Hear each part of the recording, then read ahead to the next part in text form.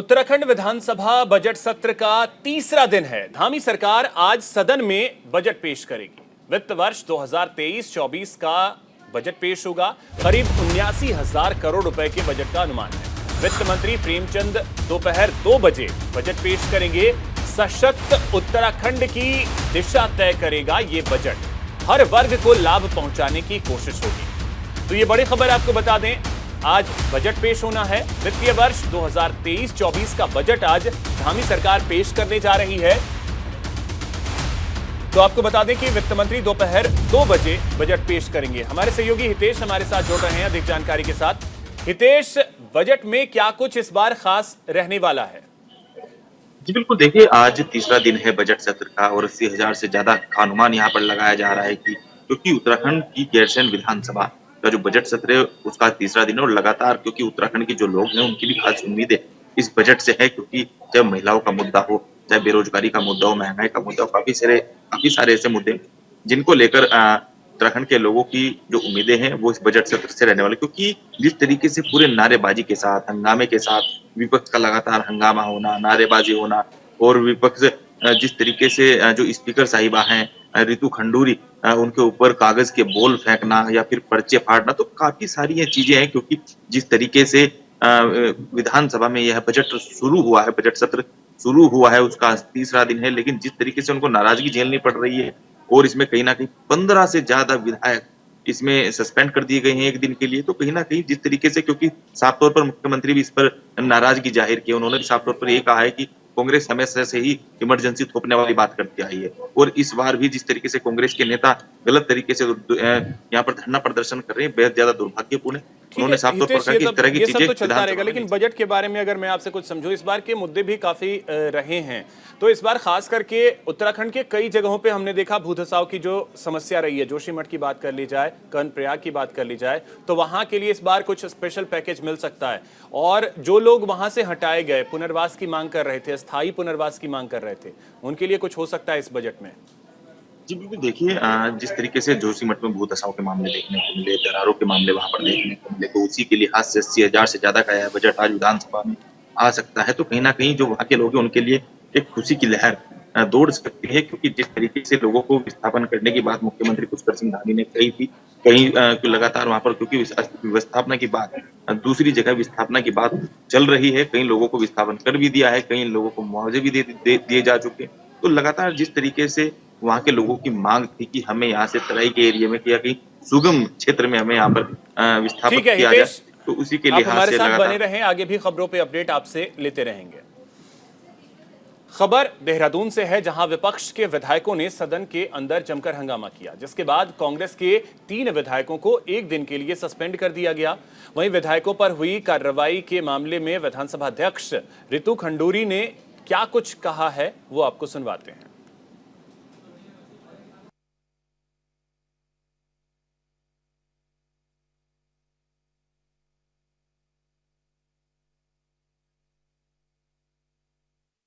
हाँ,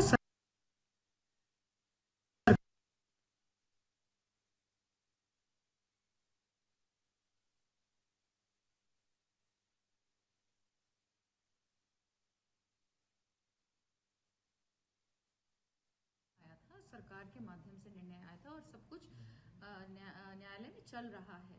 केस को न्यायालय भेज दिया गया है और उसमें बहुत ज़्यादा मेरा कुछ भी कहना सही नहीं था। और जिस तरह से वेलना का इन्होंने वो किया था, उस पर निर्णय आया था, सरकार के माध्यम से निर्णय आया था और सब कुछ न्यायालय में चल रहा है। केस को न्यायालय भेज दिया गया है और उसमें बहुत ज़्यादा मेरा कुछ भी कहना सही नहीं था। और जिस तरह से जो मुझे रिपोर्ट आई है उस रिपोर्ट को मैं पढ़ रही थी और सभी विधायक उग्र हो गए। आपको सदन की गरिमा रखनी चाहिए, कल भी नहीं रखी गई गवर्नर साहब के सामने और आज भी इस तरह का व्यवहार बिल्कुल अनुचित है। आप बातचीत कर सकते थे, आप मुझसे अलग से आके बातचीत कर सकते थे, लेकिन इस तरह का उग्र व्यवहार क्या प्रदर्शित वो करना चाह रहे थे, क्या दिखाना चाह रहे थे, मुझे नहीं पता है। अधिक जानकारी के साथ हितेश हमारे साथ जुड़ रहे हैं। हितेश, पहले तो ये माजरा क्या था वो जरा समझना चाहेंगे। देखिए लगातार जिस तरीके से गैरसैंण में बजट सत्र शुरू हुआ है, पहले दिन से ही कांग्रेस पार्टी के जो विधायक हैं वो हंगामा कर रहे हैं। वो बेंच पर खड़े होकर उन्हें ये नहीं पता है कि क्योंकि नारी शक्ति सामने बैठी हुई है और वो भी स्पीकर के तौर पर रितु खंडूरी वहाँ संचालन कर रही थी। तो लगातार जिस तरीके से उनके सामने जो कांग्रेस के जो विधायक अपने मुद्दों को लेकर अंकिता हत्याकांड का मुद्दा है, बेरोजगारी का मुद्दा है, महंगाई का मुद्दा है, काफी सारे ऐसे मुद्दों को लेकर कांग्रेस के नेता वहां पर हंगामा कर रहे थे। लेकिन हंगामे की जो जद थी वो इतनी दूर पहुंच गई, इतनी ज्यादा हो गई कि वो विधानसभा की गरिमा ही भूल गए कि विधानसभा में किस तरीके के जो तौर तरीके हैं, किस तरह अनुशासन है, सब कुछ उन्होंने दाग पर रखकर विधानसभा में हंगामा शुरू कर दिया। उसी के साथ साथ जिस तरीके से उन्होंने विधानसभा की जो किताबें हैं, जो पर्चे थे, जो प्रश्न पत्र थे, उनको फाड़ने का काम किया, उनकी बोल बनाकर विधानसभा अध्यक्ष के मुंह पर फेंकने का काम किया। तो इस लिहाज से वो नाराज हो गई है और उन्होंने 13 से ज्यादा विधायक, 15 के लमसम ये विधायक है जिनको एक दिन के लिए निलंबित कर दिया गया। उसके बाद में फिर दोबारा इन सभी विधायकों ने विधानसभा में हंगामा बरपाया। तो उससे भी मुख्यमंत्री पुष्कर सिंह चलिए, कम से कम सदन की गरिमा को बनाकर रखने की जरूरत होती है। बहुत शुक्रिया हितेश आपका तमाम जानकारी के लिए। उत्तराखंड बोर्ड की परीक्षाओं का ऐलान हो गया है। हरिद्वार में 16 मार्च से 10वीं और 12वीं की परीक्षा होनी है, जिसको लेकर जिले में सभी परीक्षा केंद्रों के 200 मीटर के दायरे में धारा 144 लागू कर दी गई है। आपको बता दें कि प्रदेश भर में 9 अति संवेदनशील परीक्षा केंद्र हरिद्वार जनपद में बनाए गए हैं। इसको देखते हुए हरिद्वार पुलिस प्रशासन भी मुस्तैद नजर आ रहा है। परीक्षा केंद्रों में सीसीटीवी कैमरे सहित बड़ी संख्या में पुलिस के जवानों की ड्यूटी लगाई जाएगी, जिससे परीक्षा में किसी भी प्रकार की गड़बड़ी ना हो सके। ऐसे में माध्यमिक जिला शिक्षा अधिकारी राजवीर सिंह सविता और एसपी क्राइम रेखा यादव ने क्या कुछ कहा है वो आपको सुनवाते हैं।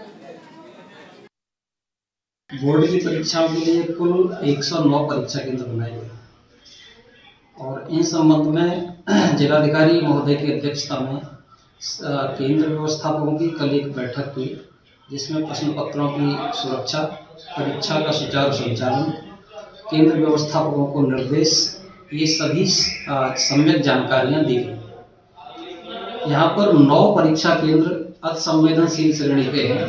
तो संवेदनशील और असंवेदनशील श्रेणी के जो परीक्षा केंद्र हैं, इनमें केंद्र व्यवस्थापकों के द्वारा संबंधित अपने थाने और एसपी महोदय को पत्र दे दिया गया है। इसमें सभी संबंधित अधिकारियों के साथ बैठक की जा चुकी है, जिसके परिणाम स्वरूप हमारे पुलिस की जो इसमें आवश्यकता रहेगी, इसमें जितने भी सेंटर्स इस एग्जाम को आयोजित करा रहे हैं उन पर आवश्यकता अनुसार पुलिस तैनात किया जा रहा है तथा सभी अधिकारियों के साथ समन्वय स्थापित करने हेतु उनको दिशा निर्देश दे दिए गए हैं कि जो भी आपकी काउंटर पार्ट्स हैं उनके साथ तालमेल बनाकर के जो भी अगर किसी तरह की कोई अनावश्यक कार्रवाई का जिक्र होता है या उसकी सूचना प्राप्त होता है तुरंत उसमें संज्ञान लेते हुए अग्रिम कार्रवाई करने हेतु निर्देशित किया गया। तो सहयोगी संजय अधिक जानकारी के साथ जोड़ रहे हैं। संजय, किस तरीके की तैयारियां की गई हैं परीक्षा को लेकर के, क्योंकि नकल मुक्त परीक्षा करवाना बहुत बड़ी चुनौती होती है।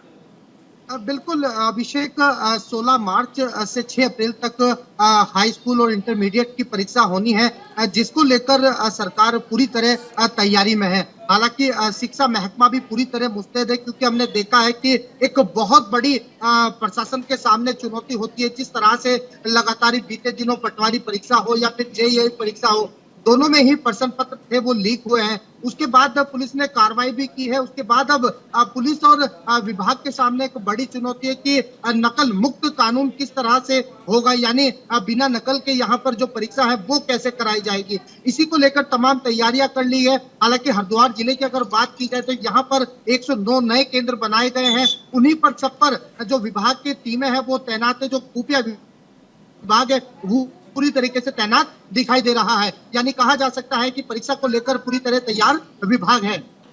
ठीक है, बहुत शुक्रिया संजय आपका तमाम जानकारी के लिए। उत्तराखंड में आज से फूलदेई पर्व का शुभारंभ हो गया है, जिसको लेकर सीएम धामी ने प्रदेशवासियों को शुभकामनाएं दी हैं और कहा कि लोक पर्व राज्य की संस्कृति की पहचान है। इस पर्व से पहाड़ों की परंपरा कायम है।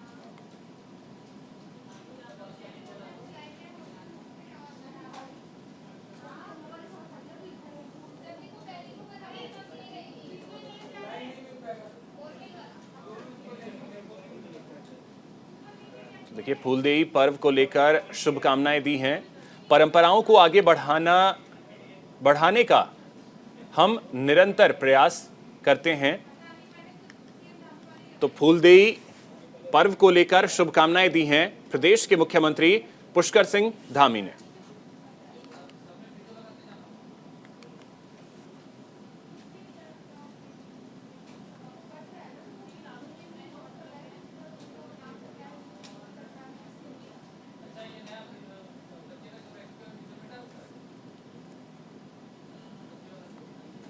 तो ये देखिए, ट्वीट किया है पुष्कर सिंह धामी ने फूलदेई पर्व को लेकर।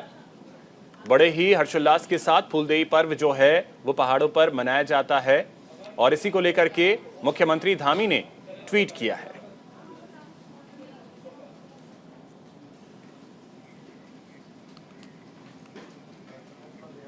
खबर रुड़की से है, जहां आज ज्वाइंट मजिस्ट्रेट अभिनव शाह की अगुवाई में होटलों और ढाबों का निरीक्षण किया गया। निगम और खाद्य सुरक्षा अधिकारियों की टीम ने होटल और ढाबों का निरीक्षण किया है, जिस दौरान आइसक्रीम, कोल्ड ड्रिंक सहित तमाम खाद्य सामग्रियों के सैंपल लिए गए और कुछ दुकानों पर पॉलिथीन को लेकर भी चालान काटे गए। साथ ही होटल और ढाबों से घरेलू सिलेंडर भी जब्त किए गए। इस दौरान टीम ने स्थानीय व्यापारियों का विरोध भी सामना किया। प्लास्टिक की गैस की चल रही है, ठीक है, हमारे पॉलिथीन मिली है, एक पैकेट मिला है, तो हमारा 5,000 चालान कटा गया बराबर में और 500 कटा गया। ये दो रहा है, क्यों रहा हमारे साथ में इस तरह, मतलब ऐसा क्यों रहा? अगर आप 5,000 भी तो नहीं है, हमारी इतनी इनकम भी नहीं, सुबह से शाम हो जाती 2,000 के अंदर ही होती है। बताओ गवर्नमेंट आपकी जायज बात है, तो आप 200-500 काट तो हमारी 500 काट, तो इस तरह आप छोटे दुकान पर 5,000 कट होगा। आप ये तो आप दबाने वाली बात कर रहे हैं, हमें इस तरह गलत है ना। तो अब तो फिर सारे कट होंगे आप बाजार वाले, इसके लिए आंदोलन छेड़ेंगे हम तो बिल्कुल। गैरसैंण विधानसभा में चल रहे बजट सत्र में सरकार ने एक बड़ा फैसला लिया है। राज्य आंदोलनकारियों की 10% क्षैतिज आरक्षण की मांग को सरकार ने सदन में पारित कर दिया है, जिसको लेकर राज्य आंदोलनकारियों में खुशी की लहर है। वहीं विपक्ष ने भी राज्य आंदोलनकारियों के हित में लिए गए सरकार के इस फैसले का स्वागत किया और कहा कि सरकारों को यह फैसला जल्द ही लेना चाहिए था।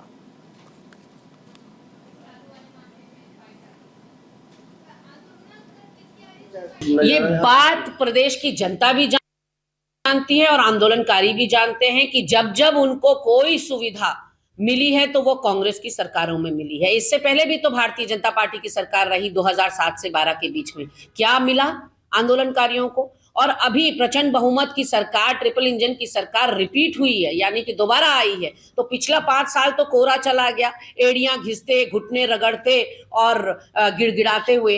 अब जाकर कहीं सुना है कि भराड़ीसैंण में 10% आरक्षण पर मुहर लगी है। राज्य आंदोलनकारियों को मेरी तरफ से ढेर सारी बधाई, शुभकामनाएं देना चाहती हूं और राज्य सरकार से, भाजपा की सरकार से कहना चाहती हूं कि जिन लोगों की बदौलत ये राज्य हमें प्राप्त हुआ है, उनको प्राथमिकता मिलनी चाहिए, उनके हित की बात सर्वोपरि होनी चाहिए। वहीं खबर रुड़की से है, जहां उप जिला चिकित्सालय सिविल अस्पताल का सीसीटीवी फुटेज वायरल हो रहा है। इस वीडियो में अस्पताल के स्टाफ की बड़ी लापरवाही देखने को मिल रही है। इस सीसीटीवी फुटेज में कुत्ता हाजिरी रजिस्टर लेकर जाता हुआ दिखाई दे रहा है। बता दें कि सीएमएस कक्ष से गायब हुआ था ये रजिस्टर, जो अब फटे हुए हालत में मिला है। तो अब देखिए कितनी बड़ी लापरवाही अस्पतालों में इस तरीके से देखने को मिलती है।